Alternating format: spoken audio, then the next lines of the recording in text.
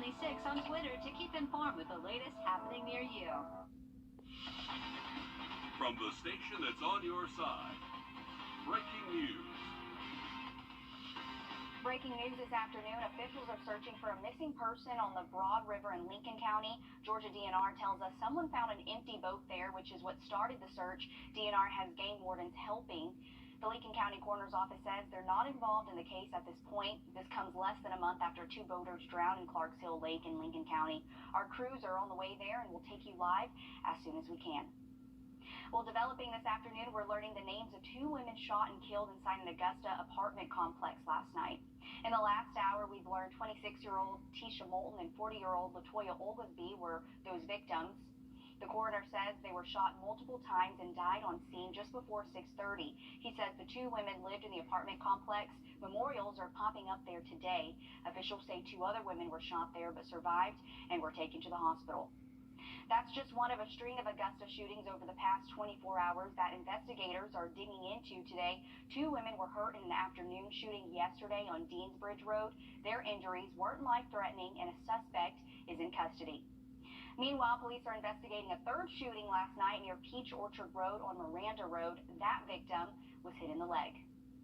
More news ahead, but first let's get a check of the weather with First Alert Chief Meteorologist Riley Hale as we take a live look over Wheeler Road. And Riley, it's just been a nice day today, and I know we've been mentioning this, but Grovetown is hosting Screen on the Green, and it's looking like that's a great time to be out there. Really will, Zayna. Later this evening, we're expecting perfect conditions for that. Looking at mostly sunny skies over Aiken County right now, and very comfortable temperatures. 73 degrees over in Aiken, and northeast winds are a little bit less breezy than what they've been the past couple of days for us. Our current temps here in Augusta are up to 78, so a little bit warmer here in town. 74 down Highway 25 through Waynesboro and Millen. A very comfortable afternoon for all of us. And Zayna mentioned it. Screen on the Green tonight at Gateway Park in Grovetown at 7 p.m. Temperatures right around movie time will be starting off in the low 70s, then we'll just be falling through the 60s. And the movie tonight is Croods 2, so it should be a fun night out there. Just remember to bring your own blanket or chair to sit in, and temperature-wise, very comfortable. Maybe a light jacket once that sun does go down, though. And later tonight, we have another flyover, the International Space Station. This one's going to last a good bit longer than the one last night. More on this in your weekend forecast in just about 10 minutes. Thanks, Riley. The Richland County Sheriff says a brave man was behind the wheel of a hijacked school bus last Thursday. I usually don't throw the word out, hero out, unless somebody's really earned it, and he earned it that day. Last week, a man with a gun got on a school bus with 18 kids on board. He demanded to be taken to the next town. According to the Sheriff's Department, the suspect in this case is Joven Collazo, a Fort Jackson trainee. Officials say 3 weeks into basic training, Collazo was desperate to get home. But we haven't heard from the bus driver on the other side of Collazo's rifle or even know his name until now. State House reporter Adam Mincer joins us. Adam, Mr. Kenneth Corbin was just honored by the school district just a short time ago for his heroics. What did he say at the ceremony? Zayna, he actually said fairly little, and that's exactly how everyone there described him, as a quiet and humble man who's trying to stay out of the spotlight. But they are grateful that he actually took this training, the training that he used in this exact situation, get this, just 2 weeks before that incident happened. Sheriff Lott with the Richland County Sheriff's Department says that after he was done, after he got the kids safely off the bus, he wrapped his hands around them like a mother hen. My biggest takeaway is the bond that I share with myself and my kids, as it was my goal to get them out of that incident safe and sound. I realized it was their goal to do the same by me. I've been called a hero, but I would and I will defer that power to my kids. Sheriff Liam Lott said the hostage and active shooter training course Corbin had just taken as part of his yearly required courses for Richland County schools came at the exact right time. And on May 6th, Lott said Corbin followed that training down to the T. The suspect in this case, a Fort Jackson trainee who is only 3 weeks into his training, is currently in custody. He actually waived his bond hearing, didn't attend his bond hearing last week. Fort Jackson has claimed responsibility for this trainee leaving just 3 weeks into his training. They have actually stopped issuing rifles, even though this one in this case was unloaded to their trainees while this investigation is ongoing. Reporting live in Richland County, Adam Mincer on your side. Thanks for that, Adam. A hero for sure. In other news, State Superintendent Molly Spearman also told Adam while every school has some similar training, the extra course Mr. Corbin took aren't mandatory statewide. Despite the challenges of the pandemic, downtown North Augusta is thriving, even catching the attention of developers. And with SRP Park drawing crowds, businesses are getting a boost. A new local business is primed to open up within a month. The photos behind me are the ones they're basing their design on. Brady Trapnell is live downtown. And Brady, what's that new business going to be?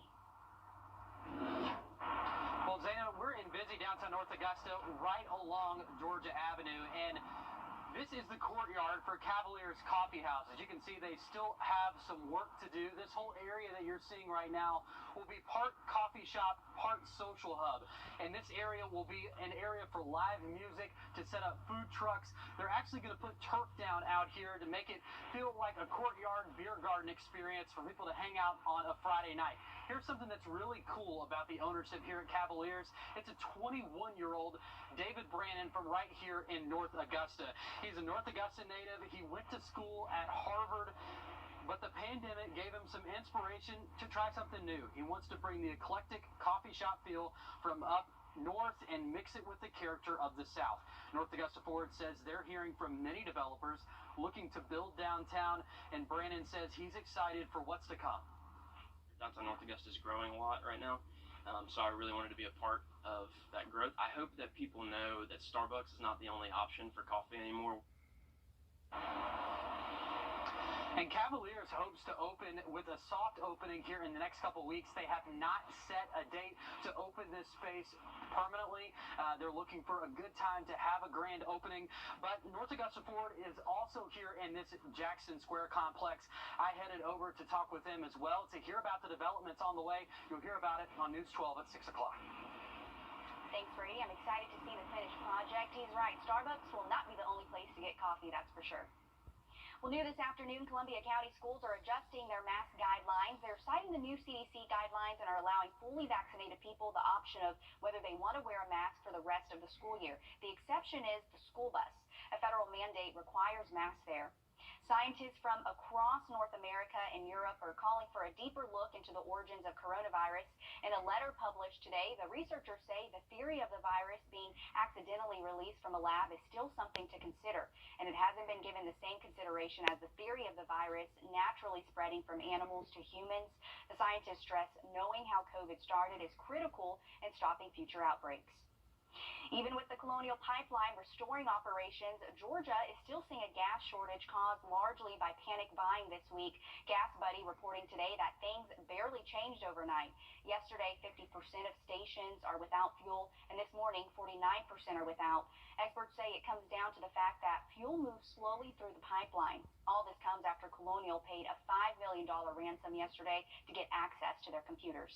If you're Colonial Pipeline, the cost of remediating and the cost of the lost operations that you have could easily make $5 million look like a drop in the bucket.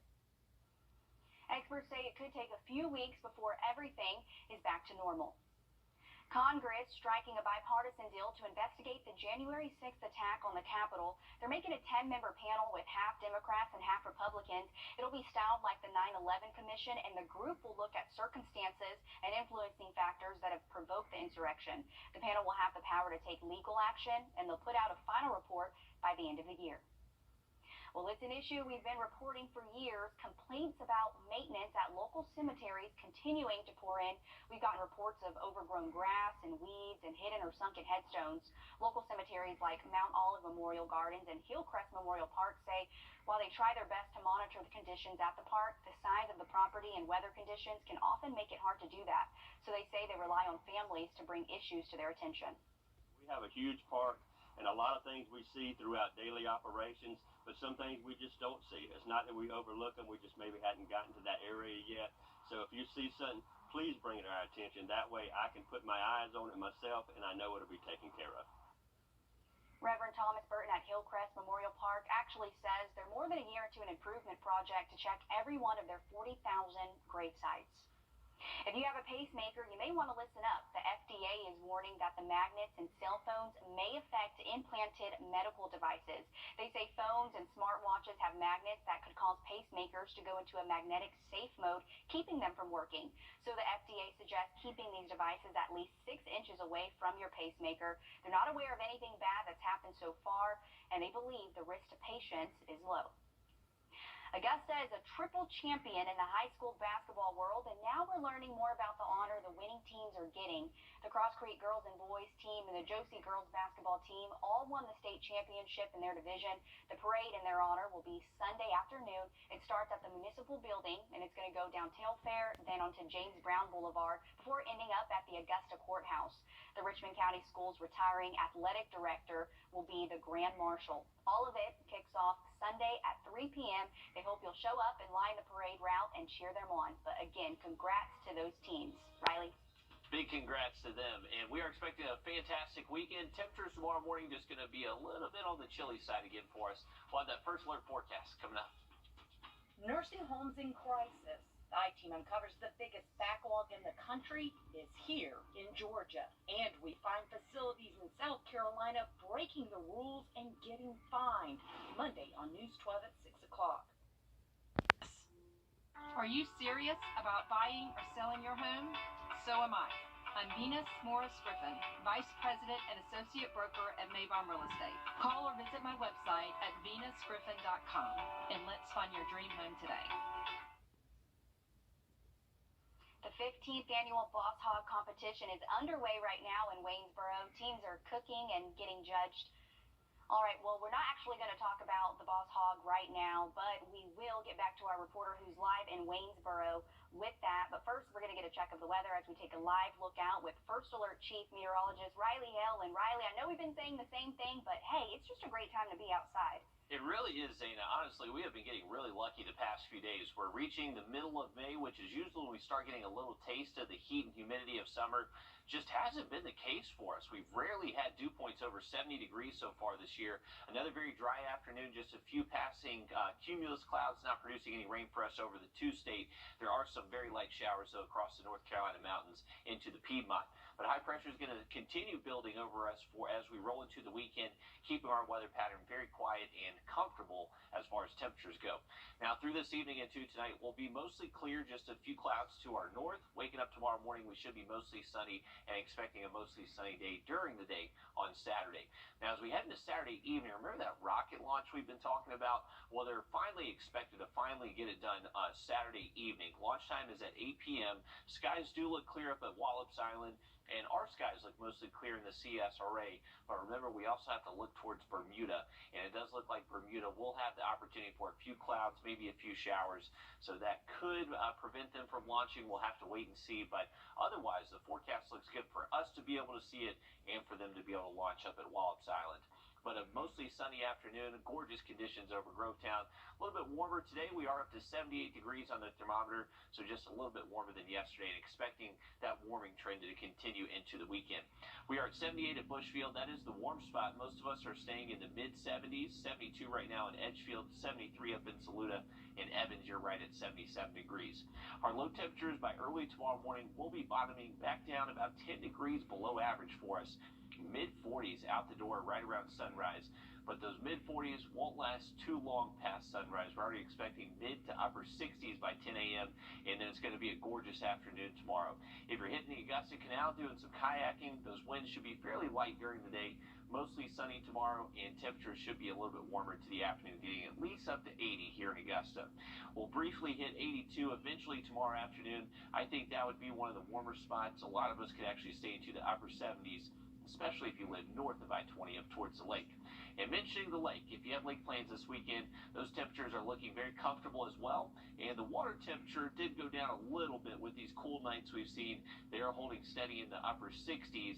And since we have some cool nights sticking around through the weekend, not likely going to see those lake temps bump up too much. But by next week, we do start to see those warmer nights again, waking up in the 50s by Monday morning, and then the rain starts to work its way back in. Tuesday, Wednesday of next week, they're looking like the best opportunity for us to see a few showers, but other than that, very low rain chances through the weekend.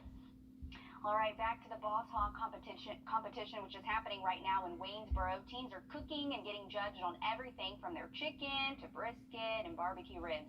Nick Proto is live at the competition, taking in all the sights, smells, and sounds. And Nick, I have to say I'm pretty jealous, but the question is, when are you going to bring me back?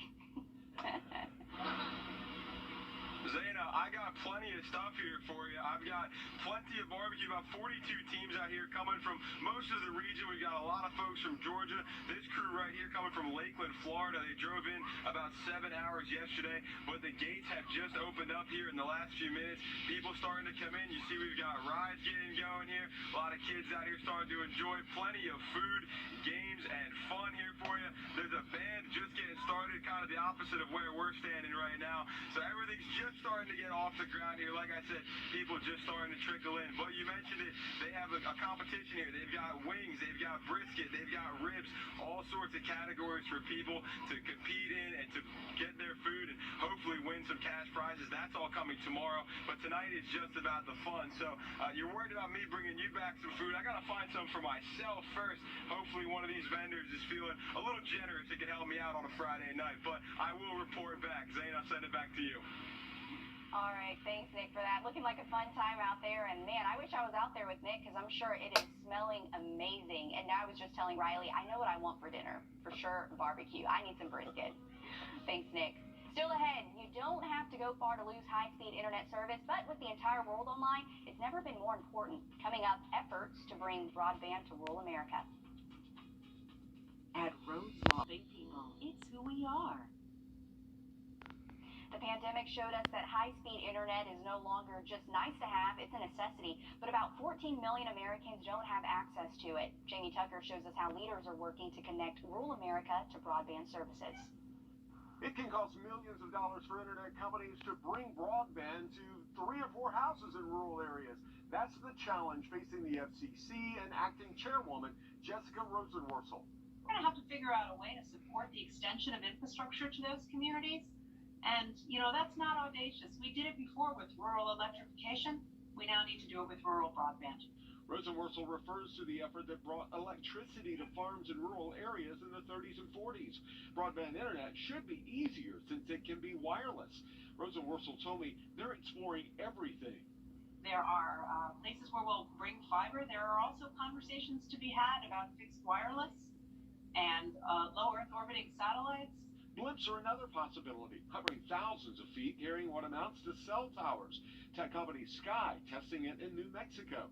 The FCC also just launched an effort to update the country's broadband maps to show exactly where high-speed internet is and where it isn't. Too long, we've had maps that don't exactly tell us where service is and is not in this country. And, if you have scarce dollars to fix these problems at the federal, state, or local level, you're only going to do it right if you have the right information. If you have slow internet speeds, download that FCC Speed Test app. Share the information you have with the commission. Connecting everyone to broadband is not going to happen overnight, but that information will certainly help. That's What the Tech. I'm Jamie Tucker. Extending broadband internet is part of the Biden administration's $2 trillion infrastructure plan, which also includes building roads and bridges.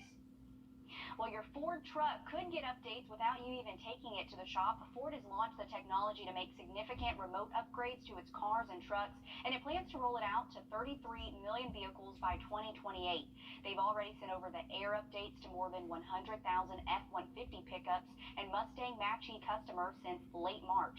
The remote updates save the company money, and they save you time. Well, you can't buy trading cards at Target anymore, all because of a violent dispute at one of their locations. That includes Pokemon and sports cards.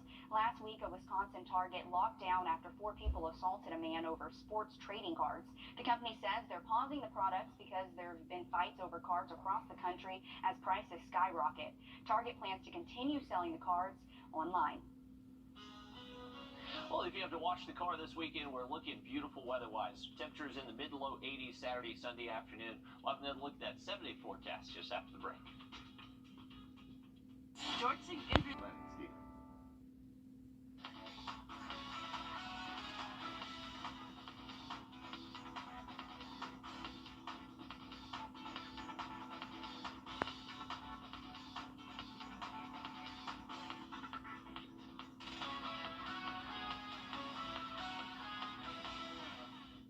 All right, let's take a look at your community calendar. Family Earth and Sky Night is happening tomorrow at the USC Aiken Science Center. There will be planetarium shows, hands-on activities, and even night sky viewing. It all starts at 6 p.m. at the Ruth Patrick Science Center at USC Aiken.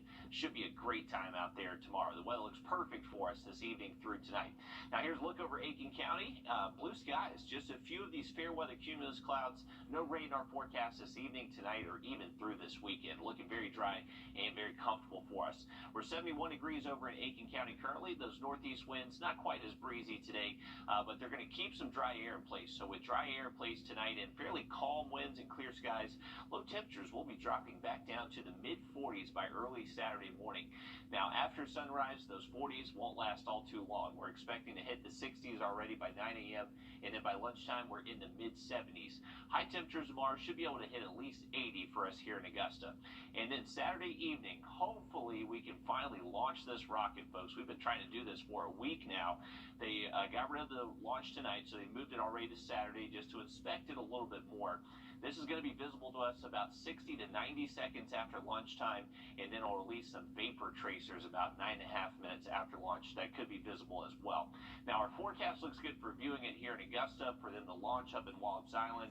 The forecast in Bermuda doesn't look great, though, so that could impact it Saturday.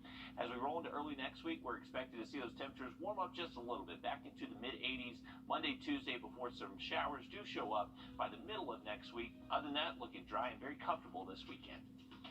Still ahead, a string of shootings in Augusta, leaving 2 women dead and 5 victims recovering. Where the investigation stands in less than 3 minutes. First at 5 continues after a quick break. Stick with us. If you love them enough